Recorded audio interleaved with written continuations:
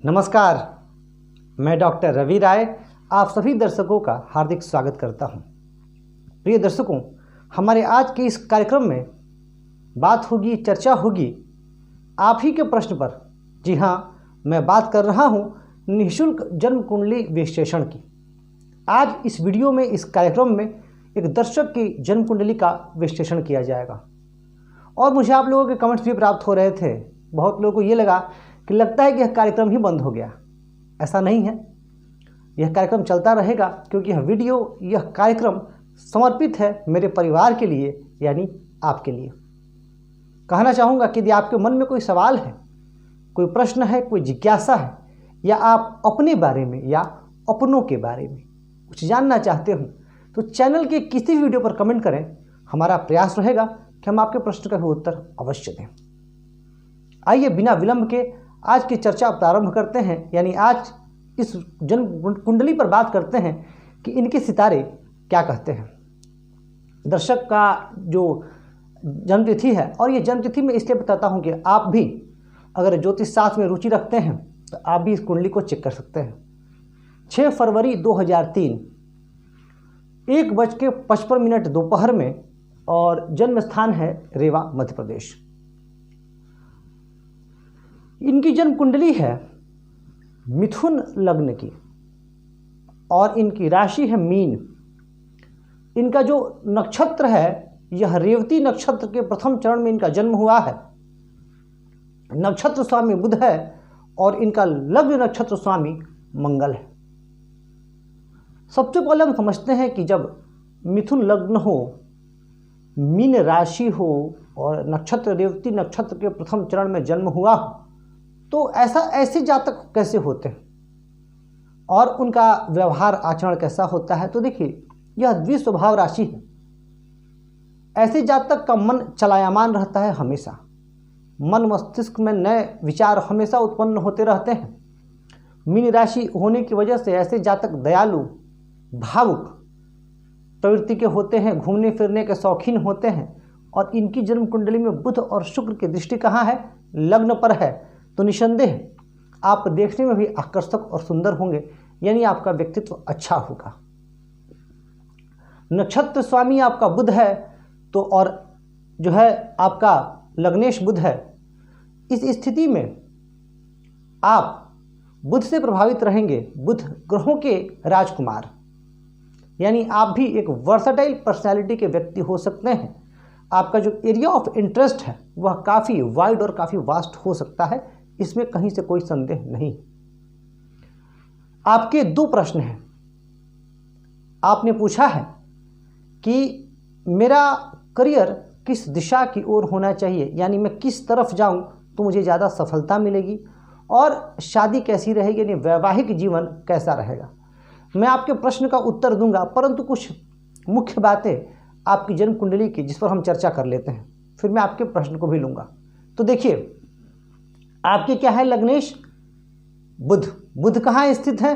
बुध स्थित है 7वें भाव में, और अपनी पूर्ण दृष्टि से लग्न को देख रहे हैं, यानी सबसे अच्छी बात, लग्नेश बली हो रहा है। मैंने कई बार अपने कार्यक्रम में कहा है कि यदि कोई ग्रह अपनी ही भाव को देख रहा है तो वह भाव पुष्ट होता है, और यहाँ पर तो लग्नेश जो है अपने भाव को देख रहा है, यानी लग्न बली हो रहा है। आपका शरीर स्वस्थ होगा, और जब शरीर स्वस्थ है तो मन स्वस्थ होगा, because a healthy mind lies in a healthy body. जब आप फिट रहेंगे, एक्टिव रहेंगे, स्वस्थ रहेंगे, तभी आप कुछ अच्छा कर पाएंगे। अन्यथा आपका अधिकाधिक समय बीमारियों से लड़ने और जूझने में निकल जाएगा। तो ये एक बहुत अच्छी स्थिति। इसके अलावा यहाँ पर शुक्र भी हैं।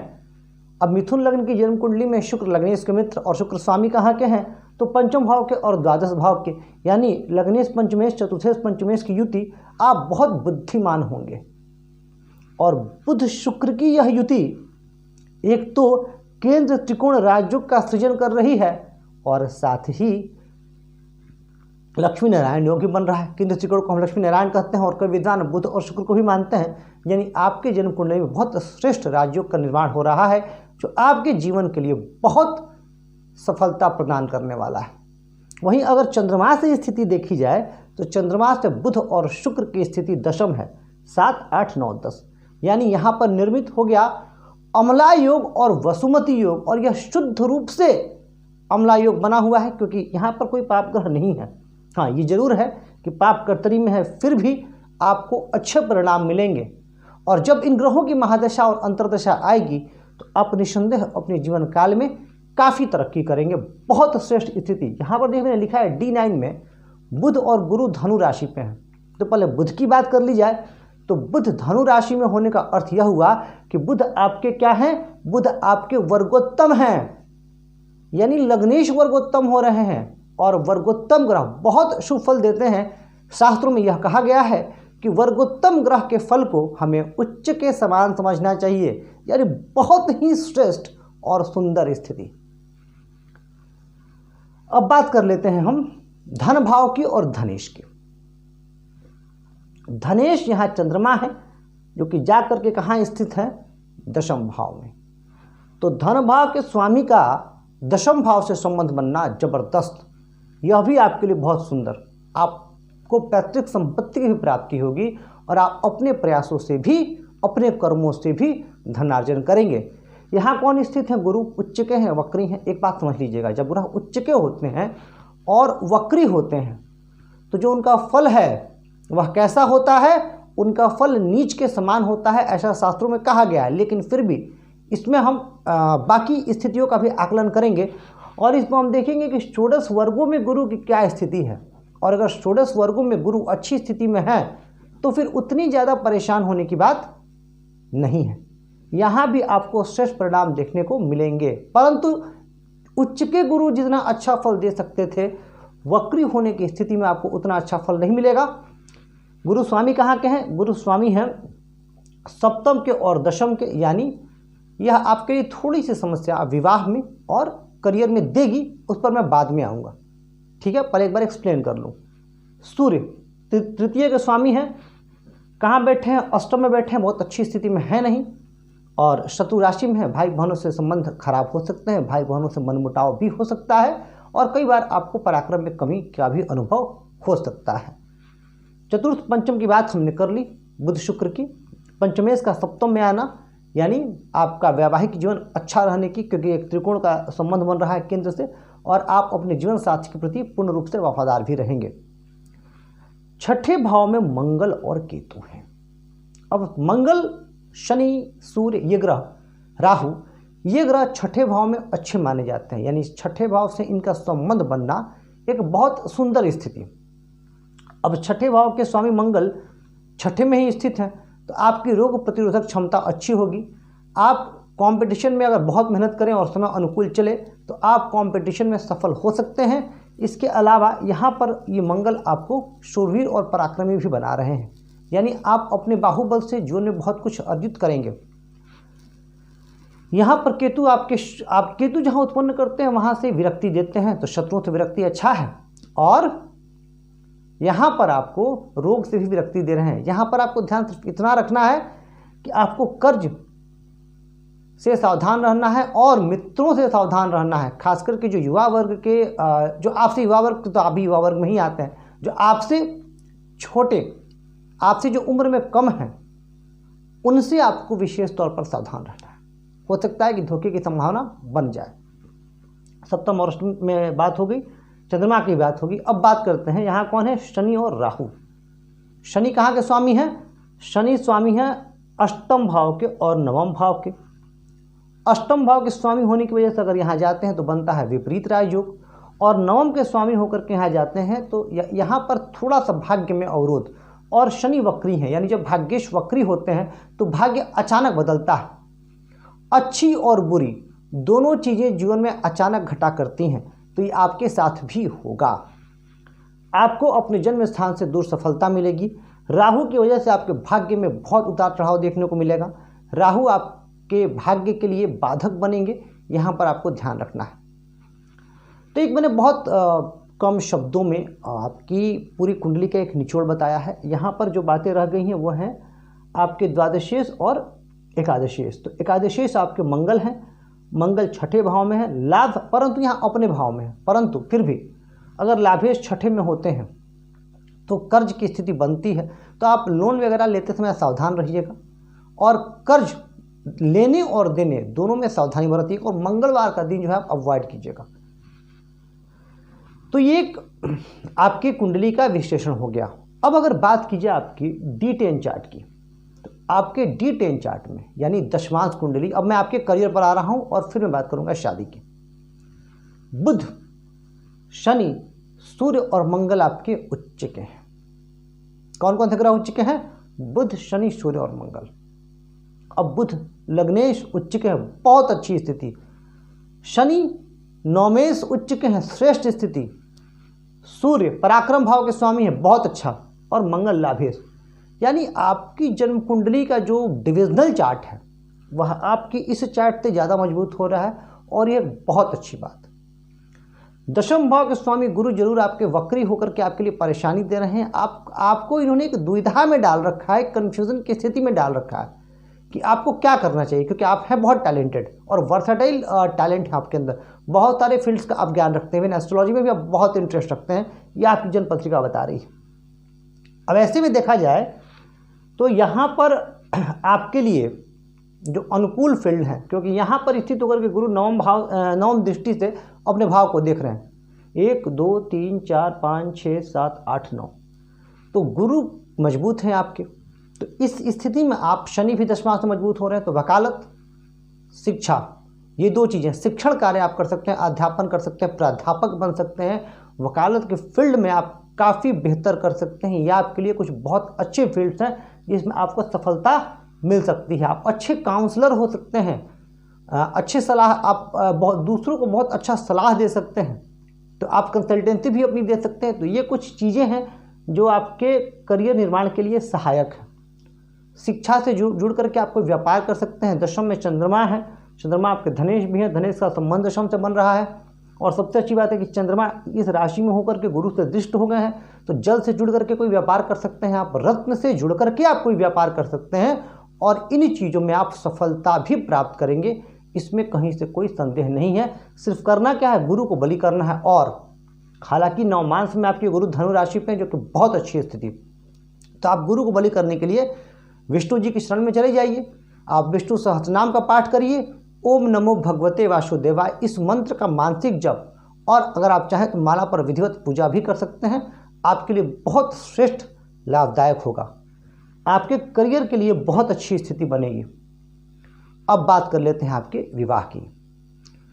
अगर बात की जाए विवाह की, हाँ एक और चीज़ करियर में रह गया, क्योंकि बुध और शुक्र की युति है और इस देखिए, और जो सप्तम भाव है ये दशम से दशम है, तो भावात भावम के सिद्धांत से हम इसको भी इग्नोर नहीं कर सकते। तो बुध आपके बली हैं, तो बुध किस चीज़ के कारक हैं, तो बुध कारक हैं वाणी के, कम्युनिकेशन के, नेटवर्किंग के, मार्केटिंग के। तो इन चीज़ों से भी जुड़ करके आप सफल हो सकते हैं।